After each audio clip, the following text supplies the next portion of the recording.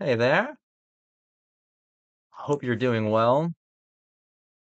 Your cult boyfriend coming at you with a video about Orphan, an extremely screwed up film. Let's just put it out there. This movie is messed up. It was released in 2009 by Dark Castle Entertainment. I've started a project lately, it seems, that I've been investigating these Dark Castle films and I've really been getting a lot of value and insight and substance from them. I think that the Dark Castle films are always saying a lot of different things and a lot of really fascinating ones about the genre of horror as a whole. I think that Orphan is no different. I think Orphan is a great film. I think it's excellent.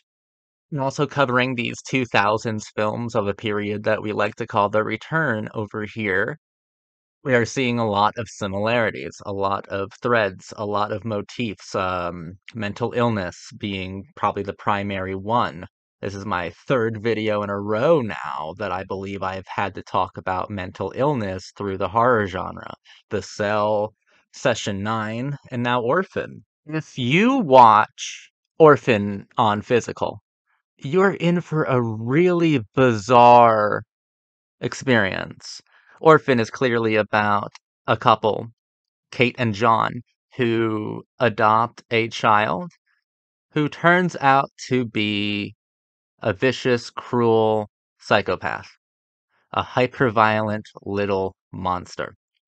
So if you put this video into your if you watch it on physical now, there's there's like standard commercials and stuff, but then right before the menu hits, and I would never have seen it if I didn't like look at my phone while the commercials were going, doing my last bits before I ignore it completely. There's this commercial. Looks like it was made by Windows Movie Maker, like with Comic Sans. It was terrible, but it's like, hey, The Orphan is not based on a true story. Orphans really need your help. And it showed these like pixelated pictures of fucking of orphans that need to be adopted. And it's like, hey, The Orphan is just a movie. We feel like we have to tell you that kids are not bad. Kids are good things to have in your life, I guess. I was like, wow, okay, so how twisted is this movie gonna get with its expression of adopting? The answer is as fucked up as possible.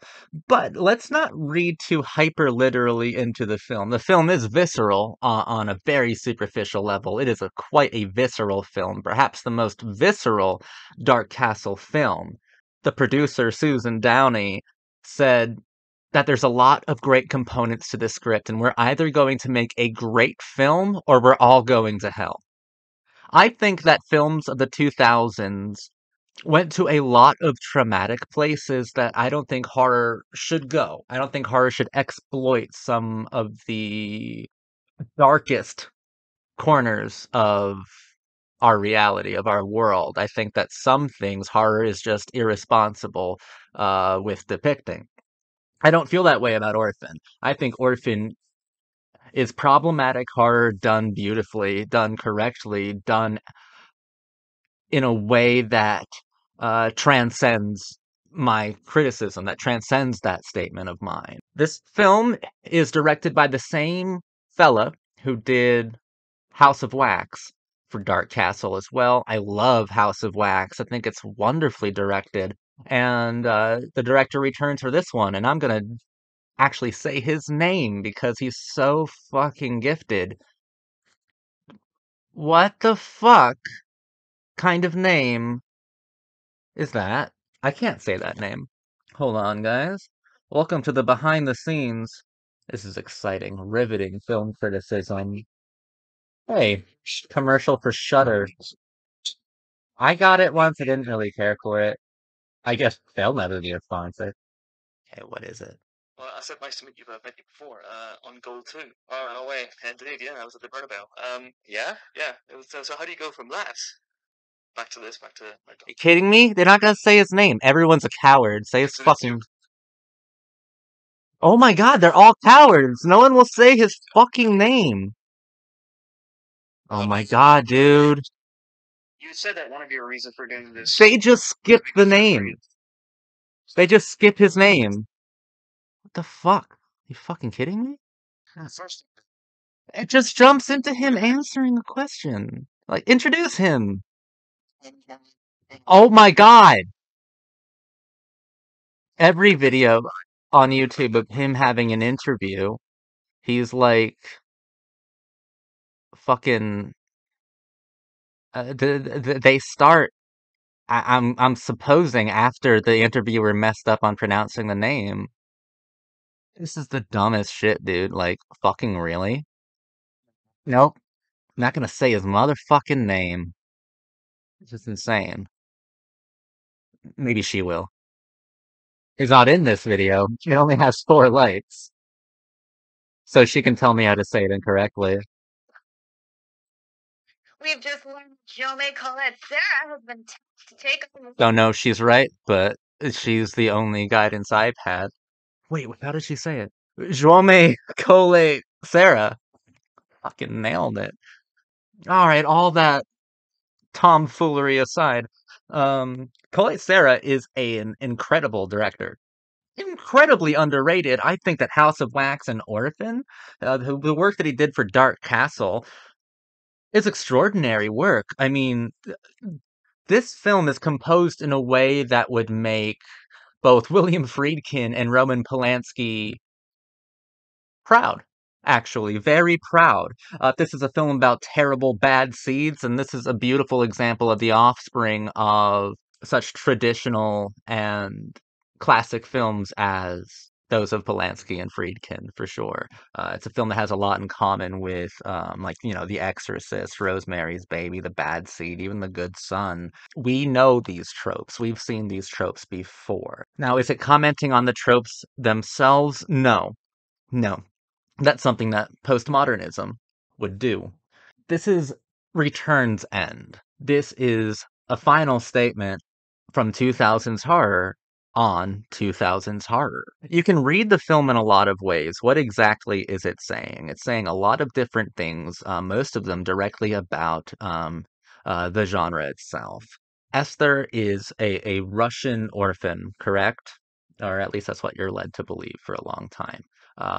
Basically a wolf in sheep's clothing, essentially. This could absolutely be speaking to foreign influences on the genre itself. Also, in the year 2000s, that's really when the idea of internet culture became an actuality, when things became more global, where influences and creativity seem to be without end, without borders, and it's mostly a great thing, but there are still some horrific things that need to be explored about the connotations of such a collaboration.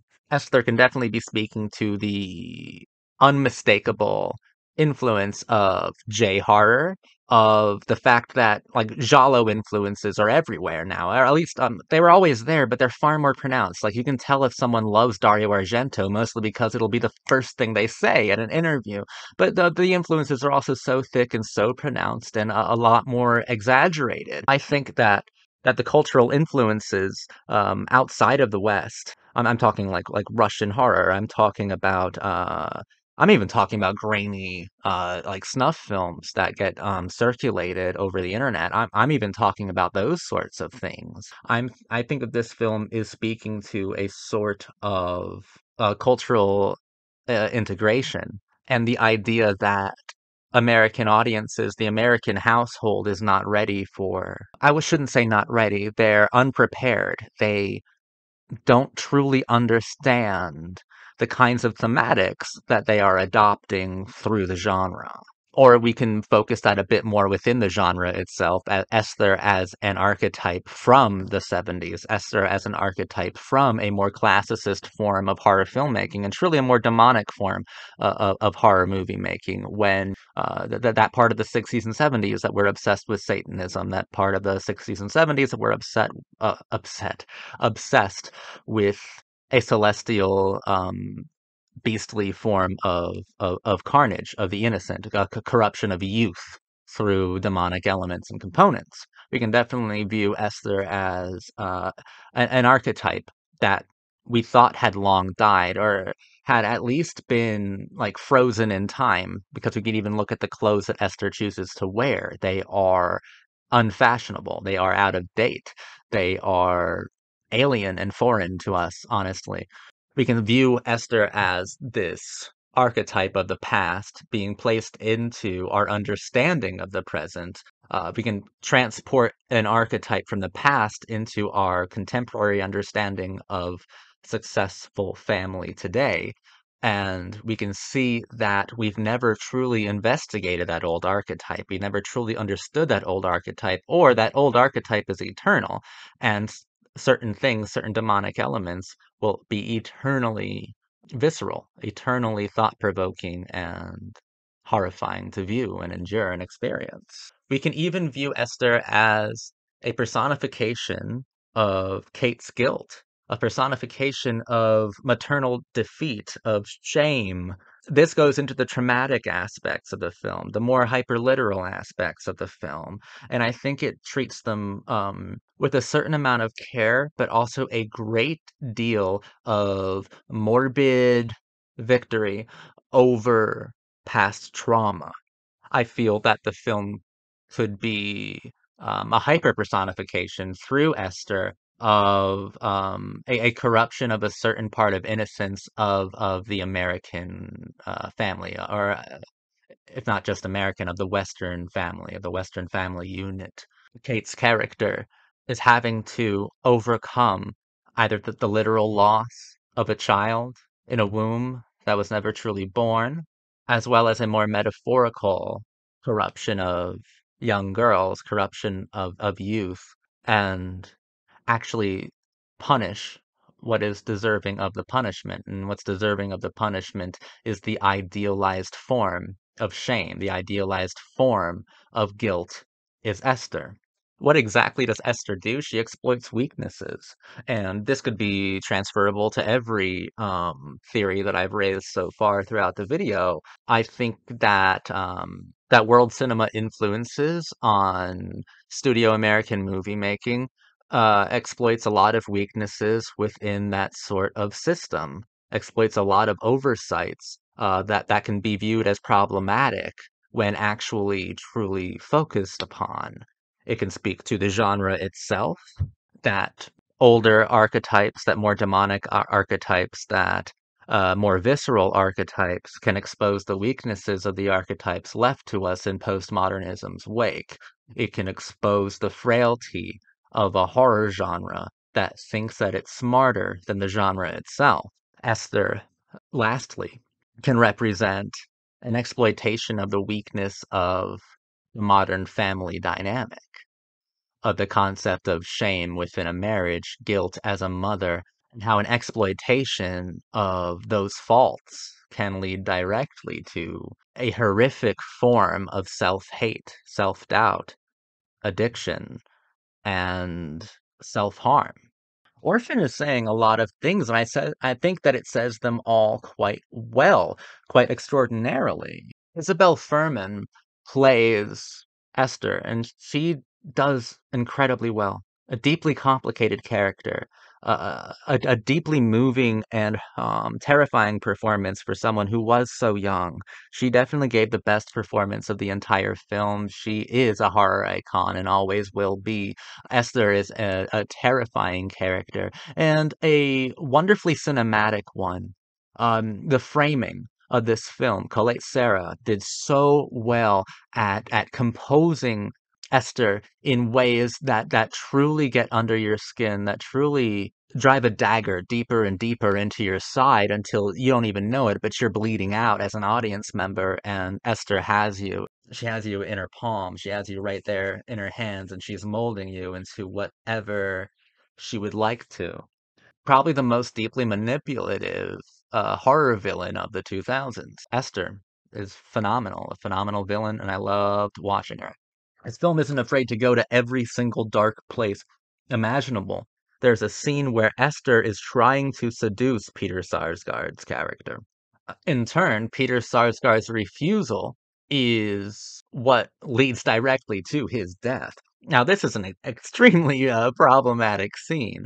It's an extremely fucked up one, but I think this is a situation where it's done correctly. I thought of Leon, right, when I was watching that scene, and then I realized that that's why Leon is such a truly dangerous and like morally reprehensible film. In Leon, when the child actor there attempts to seduce the male lead, there's no value judgment truly placed on it. It's just that it's just like just that Leon doesn't feel like doing it or doesn't think that it would be right and not for the reasons why you and I would think so.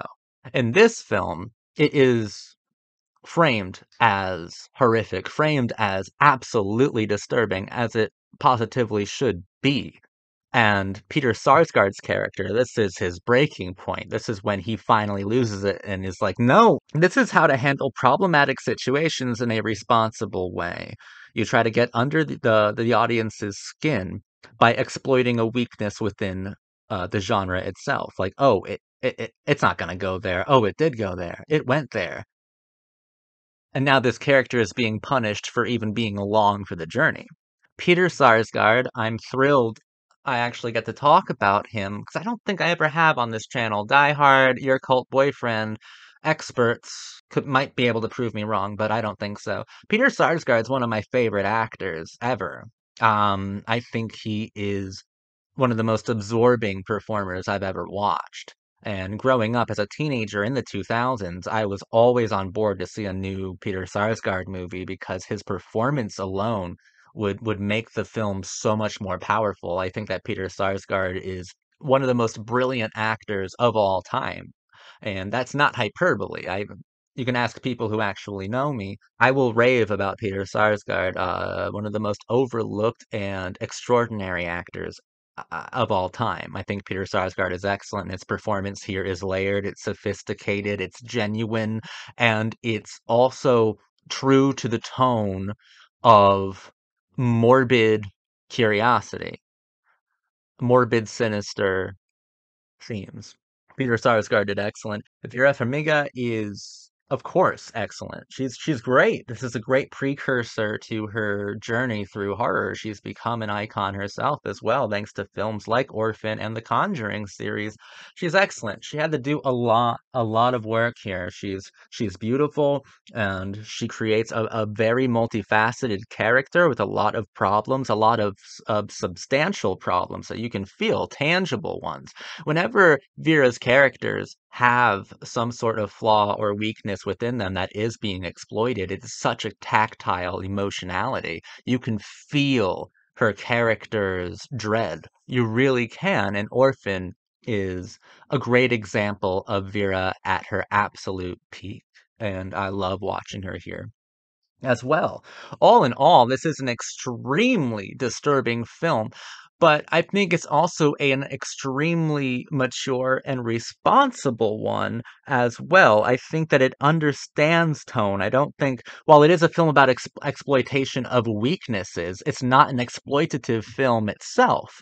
This film knows exactly what it's doing, and it does so with a certain amount of care, with a certain amount of foresight. I don't think that this film was ever meant to be a treatise against adopting, as the infomercial at the beginning of the physical copy would have you believe. I think it's speaking a lot about the current state of horror, the current state of the American family within horror, and the fact that we can adopt all of these themes, all of these qualities, that we can adopt traumatic experiences into horror, but you have to know exactly what you are bringing into the dynamic. You have to understand exactly what it means if you're going to adopt traumatic elements, like truly traumatic themes, into your horror movies. It means they're going to be changed forever. I think this is actually a film against the irresponsible filmmakers of the time. Again, and there were so many. There were so many films that trivialized trauma and hyper fixated on absolutely morbid traumatic events of people's lives to the point where it was beyond exploitative. It was fetishizing pain and torment. It was gross and disturbing, disgusting, and wrong. I think that films like Orphan can use that sort of thematic juxtaposition against the school of filmmakers who really thrived during the 2000s, who fetishized trauma rather than understood that fetishizing trauma is adopting a new and sinister quality. And that new and sinister quality is a corruption of all things that are transcendental, that are innocent, that are pure of the horror genre. Or, in fact, it could be telling us that words, pretty ones, like transcendental, like pure, like innocent, don't exist within horror at all. That every time you make a horror film concerning a family, you are adopting a sort of terror to corrupt that family. You are willfully destroying the fabric of the center of the American family by adopting a sinister element to exploit that family within horror. These Dark Castle films are always saying a lot of fascinating things about itself, about culture. And at Return's end, 2009, the very end of the return that was 2000's horror, Dark Castle is taking responsibility for itself. And I think that makes it such a brave kind of horror film as well. It's beautifully put together. Oh my God, certain parts stay with you forever because of how gorgeous it can be when Peter Sarsgaard is in Esther's room. I think this is right before he gets stabbed to death by her. He's looking at all like the black light paintings, the layer beneath the superficial one. What is ordinary in the daylight? What is simply a painting of an idyllic house? When you turn off the light, darkness can reveal the sinister compositional qualities, the psychopathic methods, the framework behind it, the horror behind the ordinary, the layer beneath the surface, the actual responsibility of adopting traumatic elements within your horror film. That is what Orphan is expressing. I've been your cult boyfriend. I've really enjoyed talking about Orphan with you. Tell me, do you like Orphan? You a fan of this? I'm a fan of it. I think it's so cool. I think I love it. Dark Castle put out some extremely fascinating work, and I've been enjoying my project where I've been revisiting these Dark Castle products and re-examining them and investigating their themes and their insight into horror. And I've been really, really just having a blast, and I think gaining a lot of value from that. Thank you so much for watching me. I've been your cult boyfriend.